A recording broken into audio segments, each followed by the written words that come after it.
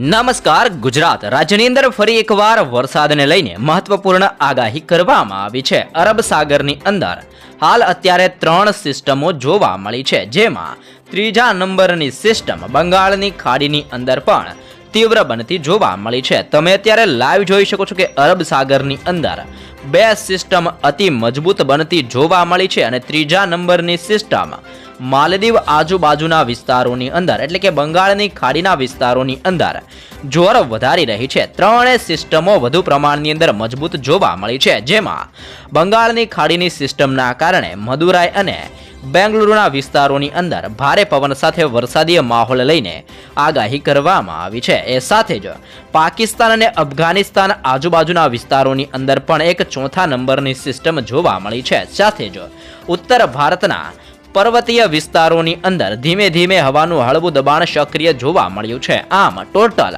હાલ 5 સિસ્ટમો સક્રિય જોવા મળી રહી છે અને આ 5 સિસ્ટમોની અસરોના કારણે ફરી એકવાર આવનાર દિવસોની અંદર અને રાત્રિ દરમિયાન વાતાવરણની અંદર પલટો જોવા મળશે અને પલટાની સાથે અનેક વિસ્તારોની અંદર ભર શિયાળે કડાકા ભડાકા સાથે વરસાદી માહોલ લઈને સાથે કરાને લઈને મહત્વપૂર્ણ આગાહી કરવામાં આવી છે।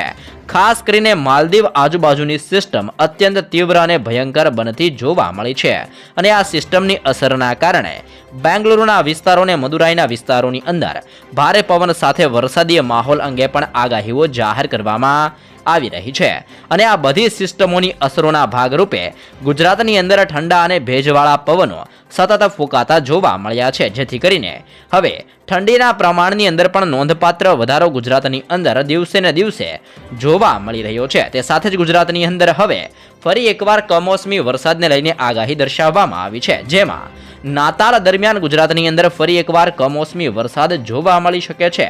હવામાનના નિષ્ણાત આંબાલાલ પટેલે આજથી લઈને 23 તારીખ દરમિયાન અનેક વિસ્તારોની અંદર ભારે પવનની ગતિવિધિઓ સાથે ઠંડીના પ્રમાણની અંદર વધારા સાથે ગુજરાતની અંદર કમોસમી વરસાદને લઈને આગાહી દર્શાવવામાં આવી છે, જેમાં ગુજરાતના અનેક જિલ્લાઓની અંદર ઠંડીની અંદર નોંધપાત્ર વધારો જોવા મળશે અને ઠંડીની સાથે ઝાપટા સ્વરૂપીય વરસાદી માહોલ પણ જોવા મળી શકે છે।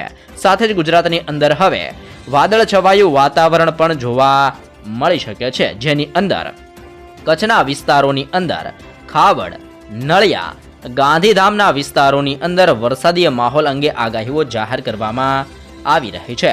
તો સૌરાષ્ટ્રના વિસ્તારોની માહિતી મેળવીએ તો સૌરાષ્ટ્રની અંદર દેવભૂમિ દ્વારકાનો વિસ્તાર જામનગર, મોરબી, સુરેન્દ્રનગર, ભાવનગર, અમરેલી, ગીર સોમનાથ, જૂનાગઢ, પોરબંદર, દેવભૂમિ દ્વારકાની સાથે બોટાદ અને રાજકોટના વિસ્તારોની અંદર ધીમા અને હળવા વરસાદની આગાહીઓ જાહેર કરવામાં આવી રહી છે। સાથે જ દક્ષિણ ગુજરાતની અંદર ભરૂચ, નર્મદા, સુરત, તાપી, નવસારી, ડાંગ અને વલસાડના જિલ્લાની અંદર ધીમોને ઝાપટા સ્વરૂપીય વરસાદી માહોલ પણ આવનાર દિવસોની અંદર જોવા મળશે। સાથે જ મધ્ય ગુજરાતની અંદર અહેમદાબાદ, આણંદ, વડોદરા, દાહોદ, છોટા ઉદેપુર, ખેડા, પંચમહાલ અને મહીસાગરના જિલ્લાઓની અંદર વરસાદી સિસ્ટમનું જોર ધીમે ધીમે તીવ્ર બનતું જોવા મળ્યું છે।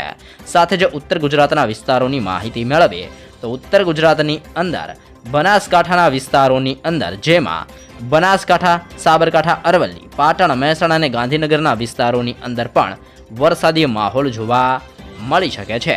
જોકે ગુજરાતની અંદર હાલ હમણાં ભારે વરસાદની આગાહી નહિવત પ્રમાણની અંદર દર્શાવવામાં આવી રહી છે। ગુજરાતની અંદર ઠંડા અને ભેજવાળા પવનો ફૂંકાતા જોવા મળશે। સાથે જ હવે દિવસે ને દિવસે ઠંડીના પ્રમાણની અંદર પણ વધારો જોવા મળી શકે છે। હાલ અત્યારે એક પણ સિસ્ટમ ગુજરાત ઉપર તીવ્ર અને સક્રિય બનેલી નથી જોવા મળી રહેલી, જેના કારણે ભારે વરસાદ નહીં જોવા મળે, પરંતુ અનેક વિસ્તારોની અંદર જે અત્યારે અલગ અલગ સિસ્ટમો બંગાળની ખાડીના વિસ્તારોની અંદર અને અરબ સાગરના વિસ્તારોની અંદર બનેલી જોવા મળી છે, જેના ભાગરૂપે આ સિસ્ટમોની અસરના કારણે ગુજરાતની અંદર વાતાવરણની અંદર પલટા સાથે ઝાપટા સ્વરૂપીય વરસાદી માહોલ આવનાર દિવસોની અંદર જોવા મળી શકે છે, જેવી મહત્વપૂર્ણ આગાહી આવનાર દિવસોને લઈને દર્શાવવામાં આવી રહી છે. નાતાલથી લઈને 23 તારીખ દરમિયાન ગુજરાતની અંદર વાતાવરણની અંદર મોટો પલટો આવશે અને 23 તારીખ આજુબાજુ ગુજરાતની અંદર આ નવી સિસ્ટમોની અસરોના ભાગરૂપે ફરી એકવાર સારો એવો વરસાદીય માહોલ જોવા મળી શકે છે, જેવી પણ મહત્વપૂર્ણ આગાહી કરવામાં આવી છે.